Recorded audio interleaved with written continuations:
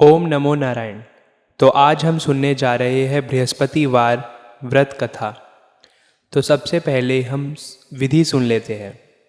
बृहस्पतिवार के दिन जो भी स्त्री पुरुष व्रत करें उनको चाहिए कि वह दिन में एक ही समय भोजन करे, क्योंकि बृहस्पतिश्वर भगवान का इस दिन पूजन होता है। भोजन पीले चने की दाल आदि का करे, परंतु नमक नहीं खाए, और पीले वस्त्र पहने, पीले ही फलों का प्रयोग करे, पीले चंदन से पूजन करे। पूजन के बाद प्रेम पूर्वक गुरु महाराज की कथा सुननी चाहिए। इस व्रत को करने से मन की इच्छाएं पूरी होती है और बृहस्पति महाराज प्रसन्न होते हैं।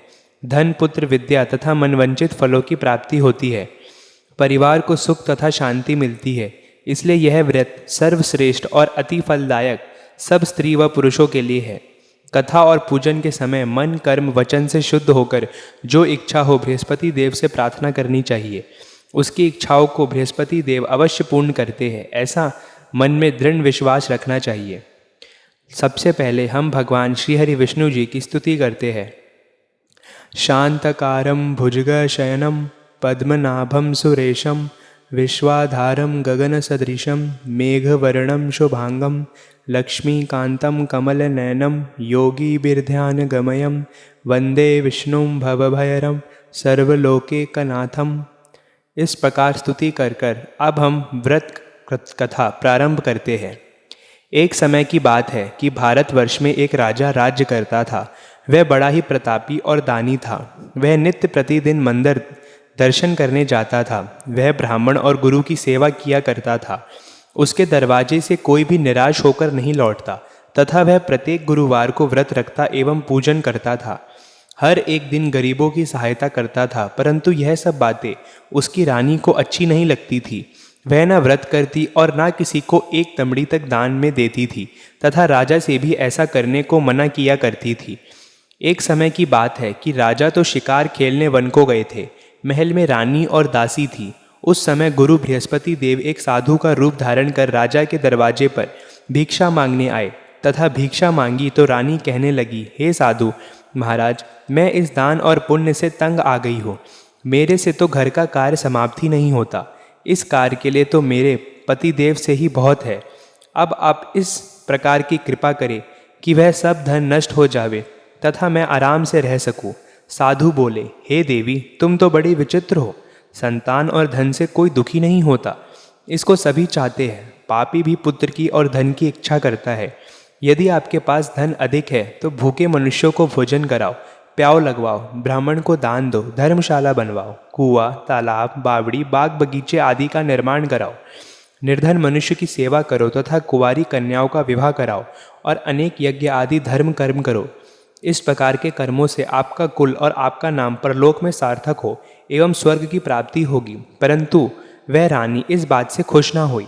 वह बोली, हे साधु महाराज, मुझे ऐसे धन की भी क्या आवश्यकता नहीं जिसको और मनुष्यों को दान दूँ तथा जिसको रखने उठाने में मेरा सारा समय ही बर्बाद हो जाए। साधु ने कहा, हे देवी, तुम्हारी ऐसी इच्छा है तो ऐसा ही होगा। मैं तुम्हें बताता हूँ, वैसा ही करना। बृहस्पतिवार के दिन घर को गोबर से लीपना, अपने केशों को धोना, केशों के धोते समय स्नान करना, राजा से कहना वह हजामत करवाए, भोजन में मांस मदिरा खाना, कपड़े धोबी के यहाँ धुलने डालना। इस प्रकार 7 बृहस्पतिवार करने से तुम्हारा सब धन नष्ट हो जाएगा। ऐसा कहकर वह साधु महाराज वहाँ से अंतर ध्यान हो गए। रानी ने साधु के कहने के अनुसार वैसा ही किया। 3 बृहस्पतिवार ही बीते थे कि उसका समस्त धन नष्ट हो गया और भोजन के लिए दोनों समय तरसने लगी। सांसारिक भोगों से दुखी रहने लगी।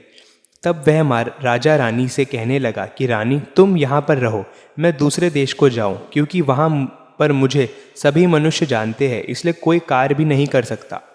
देश चोरी परदेश भीख बराबर है। ऐसा कहकर राजा परदेश चला गया। वहाँ वह जंगल को जाता और लकड़ी काटकर लाता और शहर में बेचता। इस तरह जीवन व्यतीत करने लगा। इधर राजा के घर रानी और दासी दुखी रहने लगी। किसी दिन भोजन मिलता और किसी दिन जल पीकर ही रह जाती। एक समय रानी और दासी को 7 रोज बिना भोजन के व्यतीत हो गए तो रानी ने अपनी दासी से कहा, हे दासी, यहाँ पास ही नगर में मेरी बहन रहती है, वह बड़ी धनवान है। तू उसके पास जा और वहाँ से 5 सेर भेजर मांग ला। इससे कुछ समय के लिए गुजारा हो जाएगा। इस प्रकार रानी की आज्ञा मानकर दासी उसकी बहन के पास गई। रानी की बहन उस समय पूजन कर रही थी, क्योंकि उस रोज बृहस्पतिवार था। जब दासी ने रानी की बहन को देखा और उससे बोली, हे बहन रानी, मुझे तुम्हारी बहन ने भेजा है, मेरे लिए 5 सेर भेजर दे दो। इस प्रकार दासी ने अनेक बार कहा, परंतु रानी ने कुछ उत्तर नहीं दिया, क्योंकि वह उस समय बृहस्पतिवार जी की व्रत कथा सुन रही थी। इसी प्रकार जब बांदी को किसी प्रकार का उत्तर नहीं मिला तो वह दुखी हुई एवं क्रोध भी आया और लौटकर अपने गांव रानी के पास बोली, हे रानी, तुम्हारी बहन तो छोटे मनुष्यों से बात भी नहीं करती। मैंने उससे कहा तो उसने कोई उत्तर नहीं दिया। मैं वापस चली आई। रानी बोली, हे दासी, इसमें उसका कोई दोष नहीं है। जब बुरे दिन आते हैं तब कोई सहारा नहीं देता। अच्छे बुरे का पता विपत्ति में ही लगता है। जो ईश्वर की इच्छा होगी वही होगा। यह सब हमारे भाग्य का दोष है। इधर उस रानी ने देखा कि मेरी बहन की दासी आई थी, परंतु मैं उससे नहीं बोली। इससे वह बहुत दुखी हुई। यह सोच कथा को सुन और भगवान विष्णु जी का पूजन समाप्त कर वह रानी बहन के घर चल दी और जाकर अपनी बहन से कहने लगी कि हे बहन, मैं बृहस्पतिवार का व्रत कर रही थी, तुम्हारी दासी गई, परंतु जब तक कथा होती है तब तक ना उठते हैं और ना बोलते हैं, इसलिए मैं ना बोली। कहो दासी क्यों गई थी? रानी बोली, बहन, हमारे अनाज नहीं था। वैसे तुमसे कोई बात छिपी नहीं है, इस कारण मैंने दासी को तुम्हारे पास 5 सेर भेजर लेने के लिए भेजा था। रानी बोली, बहन देखो, बृहस्पति भगवान मनोकामना पूर्ण करते हैं। देखो, शायद तुम्हारे घर में अनाज रखा हो। इस प्रकार का वचन जब रानी ने सुना तो घर अंदर गई और वहाँ उसे घड़ा भेजर का भरा मिल गया। तब तो वह रानी और बांदी को बहुत ही खुशी हुई और दासी कहने लगी, हे रानी देखो, वैसे हमको जब नहीं मिलता तो हम रोज व्रत करते हैं। अगर इनसे व्रत की विधि और कथा पूछ ली जावे तो उसे हम भी किया करें। तब उस रानी ने अपनी बहन से पूछा कि हे बहन, बृहस्पतिवार के व्रत की कथा कैसे करते हैं तथा वह व्रत कैसे करना चाहिए? रानी को बहन ने कहा, गुरुवार के व्रत में चने की दाल मुनक्कों से भगवान विष्णु जी की केले की जड़ में पूजन करे तथा दीपक जलावे, पीला भोजन करे। इस प्रकार करने से गुरु भगवान प्रसन्न होते हैं, अन्न पुत्र धन देते हैं, मनोकामना पूर्ण करते हैं।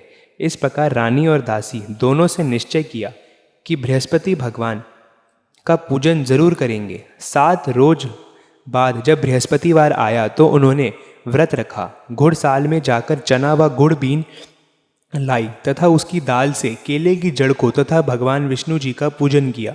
अब भोजन पीला कहाँ से आवे? बेचारी बड़ी दुखी हुई, परंतु उन्होंने व्रत किया था, इस कारण गुरु भगवान प्रसन्न थे। 2 थालों में सुंदर पीला भोजन लेके आए और दासी भोजन पाकर बड़ी प्रसन्न हुई और रानी से बोली, चलो रानी जी भोजन कर लो। रानी को इस विषय में कुछ पता नहीं था, इसलिए वह दासी से बोली, तू ही भोजन कर, क्योंकि तू हमारी व्यर्थ में हंसी उड़ाती है। दासी बोली, एक महात्मा भोजन दे गए हैं। रानी कहने लगी, वह भोजन तेरे लिए ही दे गए हैं, तू ही भोजन कर। दासी ने कहा, वह महात्मा हम दोनों के लिए 2 थालों में भोजन दे गए हैं, इसलिए हम और तुम दोनों ही साथ साथ भोजन करेंगी।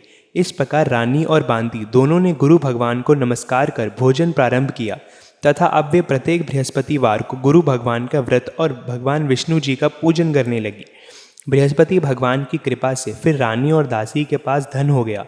रानी फिर उस प्रकार आलस्य करने लगी। तब दासी बोली, देखो रानी, तुम पहले इस प्रकार आलस्य करती थी, तुम्हें धन के रखने में कष्ट होता था, इस कारण सभी धन नष्ट हो गया था। अब गुरु भगवान की कृपा से धन मिला है तो फिर तुम्हें आलस्य होता है। बड़ी मुसीबतों के बाद हमने यह धन पाया है, इसलिए हमें दान पुण्य करना चाहिए तथा भूखे मनुष्यों को भोजन करावो, प्याव लगवाओ, ब्राह्मणों को दान दो, कुआं, तालाब, बावड़ी आदि का निर्माण करो, मंदिर पाठशाला बनाकर दान दो, कुंवारी कन्याओं का विवाह करवाओ, पितर प्रसन्न होंगे। तब रानी ने इसी प्रकार कर्म करने प्रारंभ किए तो काफ़ी यश फैलने लगा। एक दिन रानी और दासी विचार करने लगी, ना जाने राजा किस प्रकार से होंगे, उनकी कोई खबर नहीं है। गुरु भगवान से उन्होंने प्रार्थना की और भगवान ने रात्रि में राजा को स्वप्न में कहा, हे राजा उठ, तेरी रानी तुझको याद करती है, अपने देश को जा। राजा प्रातःकाल उठा और विचार करने लगा कि स्त्री जाति खाने और पहनने की साड़ी होती है, पर भगवान की आज्ञा मानकर वह अपने नगर के लिए चलने को तैयार हुआ। इससे पूर्व राजा प्रदेश में प्रतिदिन जंगल में से लकड़ी बीनकर लाता था, उन्हें शहर बेचकर अपनी दुखी जीवन को बड़ी कठिनता से व्यतीत करता था। एक दिन राजा दुखी हो अपनी पुरानी बातों को याद करने लगा। तब उस जंगल में से बृहस्पति देव एक साधु का रूप धारण कर आ गए और राजा के पास आकर बोले, हे लकड़हारे, तुम इस सुनसान जंगल में किस चिंता में बैठे हो, मुझको बतलाओ। यह सुन राजा के नेत्रों में जल भर आया और साधु को वंदना कर बोला, हे प्रभु, आप सब कुछ जानते हो। इतना कह साधु को अपनी संपूर्ण कहानी सुनाई। महात्मा दयालु होते हैं, उससे बोले, हे राजा, तुम्हारी स्त्री ने बृहस्पति देव का अपराध किया था, जिस कारण तुम्हारी यह दशा हुई। अब तुम किसी प्रकार की चिंता मत करो, भगवान तुम्हें पहले से अधिक धन देंगे। देखो, तुम्हारी स्त्री ने भी गुरुवार का व्रत प्रारंभ कर दिया है और तुम मेरा कहा मानकर बृहस्पतिवार को व्रत करके चने की दाल गुड़ जल के लोटे में डालकर केले का पूजन करो। फिर कथा कहो और सुनो, भगवान तेरी सब मनोकामनाओं को पूर्ण करेंगे। साधु को प्रसन्न देखकर राजा बोला, हे प्रभु, मुझे लकड़ी बेचकर इतना पैसा नहीं मिलता जिससे भोजन करने के उपरांत कुछ बचा सकूं। मैंने रात्रि में अपनी रानी को व्याकुल देखा है। मेरे पास कुछ भी नहीं जिससे उसकी खबर मंगा सकूं। फिर मैं कौन सी कहानी कहूँ, यह मुझको कुछ भी मालूम नहीं है। साधु ने कहा, हे राजा, तुम किसी बात की चिंता मत करो। बृहस्पतिवार के दिन तुम रोजाना की तरह लकड़ियाँ लेकर शहर को जाओ। तुम्हें रोज से दुगना धन प्राप्त होगा, जिससे तुम भली भांति भोजन कर लोगे तथा बृहस्पति देव की पूजा का सामान भी आ जाएगा। और बृहस्पति देव की कहानी इस प्रकार से है। प्राचीन काल में एक ब्राह्मण था। वह बहुत निर्धन था, उसके कोई भी संतान नहीं थी। उसकी स्त्री बहुत मलिनता के साथ रहती थी। वह स्नान न करती, किसी देवता का पूजन न करती, प्रातःकाल उठते ही सर्वप्रथम भोजन करती, बाद में कोई अन्य कार्य करती थी। इससे ब्राह्मण देवता बड़े दुखी थे। बेचारे बहुत कुछ कहते थे, किंतु उसका कोई परिणाम न निकला। भगवान की कृपा से ब्राह्मण की स्त्री के कन्या रूपी रत्न पैदा हुआ और वह कन्या धीरे धीरे बड़ी होने लगी। वह बालिका प्रातः स्नान करके भगवान विष्णु जी का जाप करने लगी, बृहस्पतिवार को व्रत करने लगी। अपने पाठ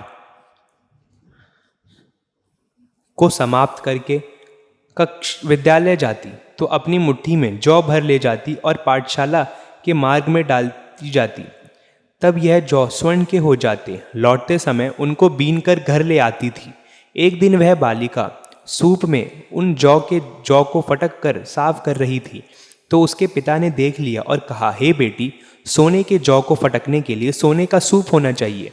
दूसरे दिन गुरुवार था। इस कन्या ने व्रत रखा और बृहस्पति देव से प्रार्थना करके कहा, हे प्रभु, मैंने आपकी पूजा सच्चे मन से की है, तो मेरे लिए सोने का सूप दे दो। बृहस्पति देव ने उसकी प्रार्थना स्वीकार कर ली। रोजाना की तरह वह कन्या जौ फैलाती हुई जाने लगी। जब लौटकर जौ बीन रही थी तो बृहस्पति देव की कृपा से सोने का सूप मिला। उसे वह घर ले आई और उससे जौ साफ करने लगी, परंतु उसकी माँ का वही ढंग रहा। एक दिन की बात है कि कन्या सोने के सूप में जौ साफ कर रही थी। उस समय उस शहर का राजपुत्र वहां होकर निकला। इस कन्या के रूप और कार्य को देखकर मोहित हो गया तथा अपने घर जाकर भोजन तथा जल त्याग कर उदास हो लेट गया। राजा को जब इस बात का पता लगा तो अपने मंत्रियों के साथ उसके पास गए और बोले, हे बेटा, तुम्हें किस बात का कष्ट है? किसी ने अपमान किया है अथवा कोई और कारण हो सो कहो, मैं वही कार्य करूँगा जिससे तुम्हें प्रसन्नता हो। अपने पिता की राजकुमार ने बातें सुनी तो वह बोला, मुझे आपकी कृपा से किसी बात का दुख नहीं है। किसी ने मेरा अपमान नहीं किया, परंतु मैं उस लड़की के साथ विवाह करना चाहता हूँ जो सोने के सूप में जौ साफ कर रही थी। यह सुन राजा आश्चर्य में पड़ा और बोला, हे बेटा, इस तरह की कन्या का पता लगा, मैं उसके साथ तेरा विवाह अवश्य ही करवा दूंगा। राजकुमार ने लड़की के घर का पता बतलाया। तब मंत्री उस लड़की के घर गए और ब्राह्मण देवता को सभी हाल बतलाया। ब्राह्मण देवता राजकुमार के साथ अपनी कन्या का विवाह करने के लिए तैयार हो गए तथा विधि के अनुसार ब्राह्मण की कन्या का विवाह राजकुमार के साथ हो गया। कन्या के घर में जाते ही पहले की भांति उस ब्राह्मण देवता के घर में गरीबी का निवास हो गया। अब भोजन के लिए भी अन्न बड़ी मुश्किल से मिलता था। एक दिन दुखी होकर ब्राह्मण देवता अपनी पुत्री के पास गए। बेटी ने पिता की दुखी अवस्था को देख तथा अपनी माँ का हाल पूछा। तत्पश्चात ब्राह्मण का कुछ समय सुखपूर्वक व्यतीत हुआ। कुछ दिन बाद फिर वही हाल हो गया।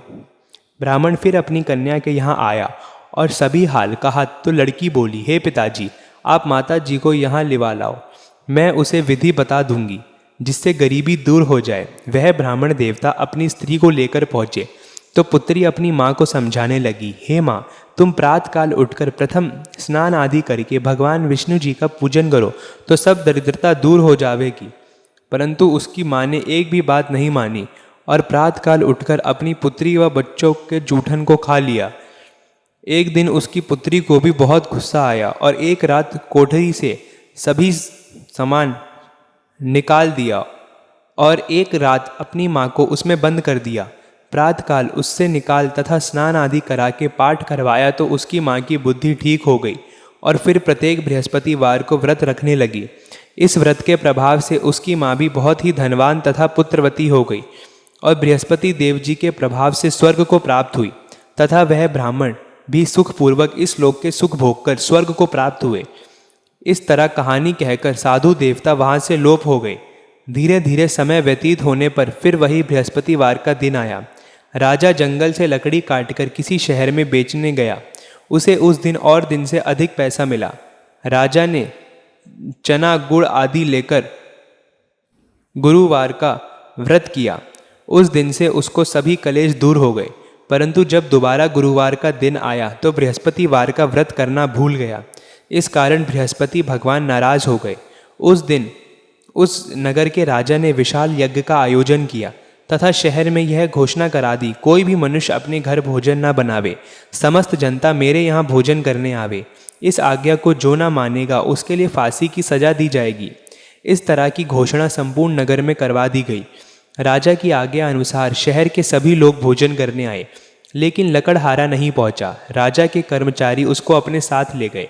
ले जाकर भोजन करा रहे थे। रानी की दृष्टि उस खूंटी पर पड़ी जिस पर उसका हार लटका हुआ था।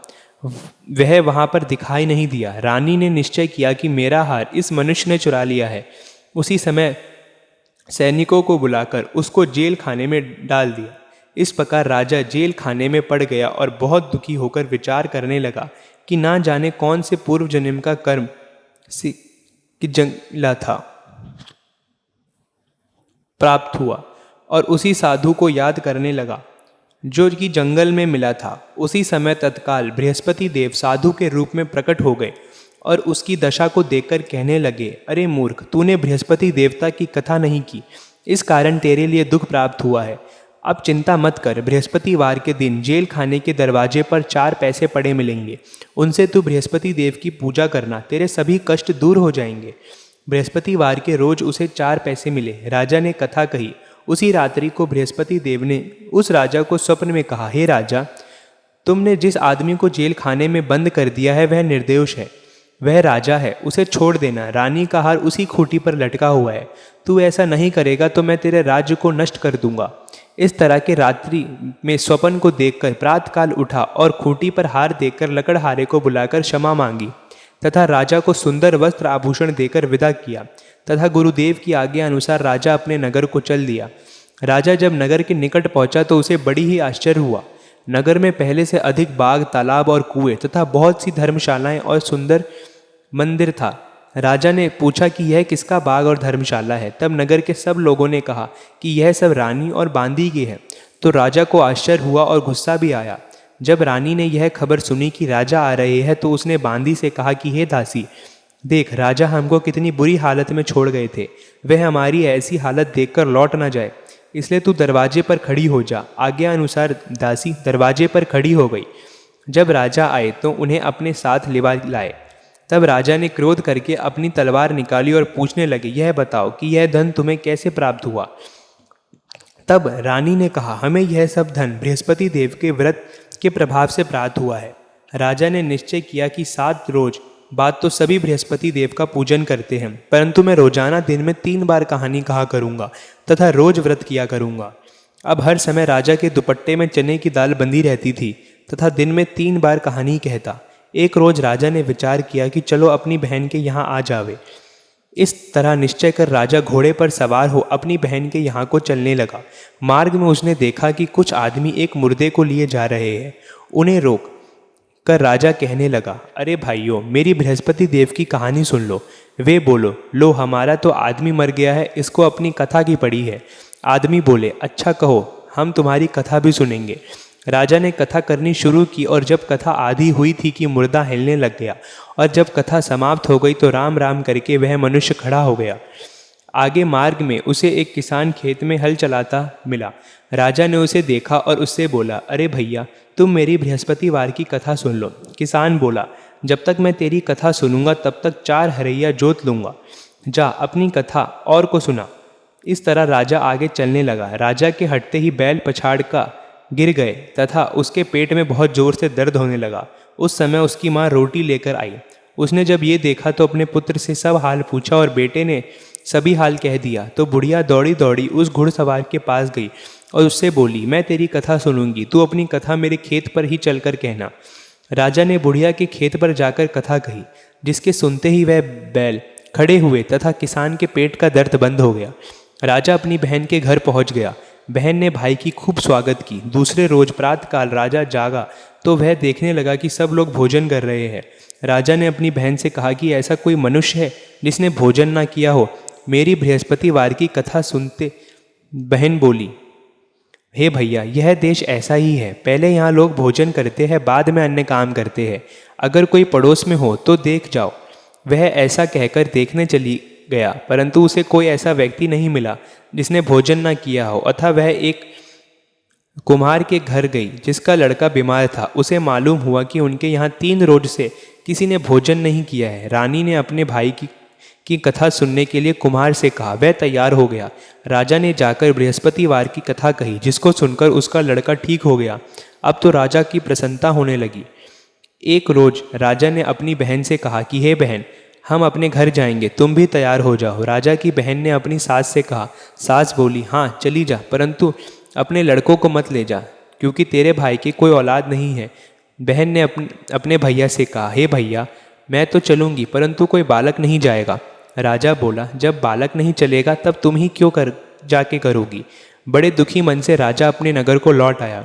राजा ने अपनी रानी से कहा, हम निर्वंशी राजा है, हमारा मुंह देखने का धर्म नहीं है और कुछ भोजन आदि नहीं किया। रानी बोली, हे प्रभु, बृहस्पति देव ने हमें सब कुछ दिया है, हमें संतान अवश्य देंगे। उसी रात को बृहस्पति देव ने राजा से स्वप्न में कहा, हे राजा, उठ, सभी सोच को त्याग दे, तेरी रानी गर्भ से है। राजा को वह बात सुनकर बड़ी खुशी हुई। 9वें महीने में उसके गर्भ से एक सुंदर पुत्र पैदा हुआ। तब राजा बोला, हे रानी, स्त्री बिना भोजन के रह सकती है, बिना कहे नहीं रह सकती। जब मेरी बहन आवे तुम उसे कुछ कहना मत। रानी ने सुनकर हाँ कर दिया। जब राजा की बहन ने यह शुभ समाचार सुना तो वह बहुत खुशी हुई तथा बधाई लेकर अपने भाई के यहाँ आई। तभी रानी ने कहा, घोड़ा चढ़कर तो नहीं आई, गधा चढ़ी आई। राजा की बहन बोली, भाभी, मैं इस प्रकार ना कहती तो तुम्हें औलाद नहीं होती। बृहस्पति देव ऐसे ही है, जैसी जिसके मन में कामनाएं हैं सभी को पूर्ण करते हैं। जो सद्भावना पूर्वक बृहस्पतिवार का व्रत करता है एवं कथा पढ़ता है अथवा सुनता है और दूसरों को सुनाता है, वह बृहस्पति देव उसकी सभी मनोकामना पूर्ण करते हैं। भगवान बृहस्पति देव उनकी सदैव रक्षा करते हैं। संसार में सद्भावना से भगवान का पूजन व्रत सच्चे हृदय से करते हैं तो उनकी सभी मनोकामनाएं पूर्ण करते हैं। जैसे सच्ची भावना से रानी और राजा ने उनकी कथा का गुणगान किया तो उनकी सभी इच्छाएं बृहस्पति देव जी ने पूर्ण की थी। इसलिए सब कथा सुनने के बाद प्रसाद लेकर जाना चाहिए। हृदय से उनका मनन करते हुए जयकारा बोलना चाहिए। बोले बृहस्पति देव की जय, भगवान विष्णु जी की जय। इति समाप्त। अब हम सुनते हैं बृहस्पति देव जी की आरती।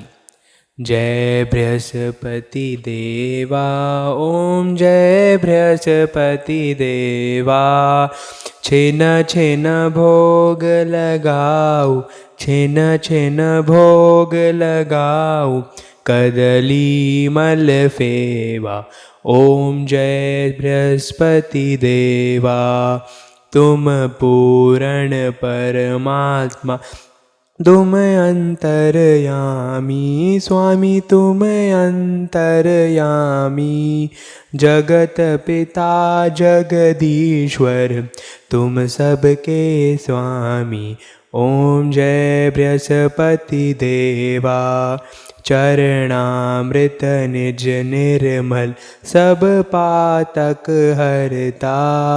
सकल मनोरथ दायक, कृपा करो भरता। ओम जय बृहस्पति देवा। तन मन धन अर्पण कर, जो जन शरण पड़े।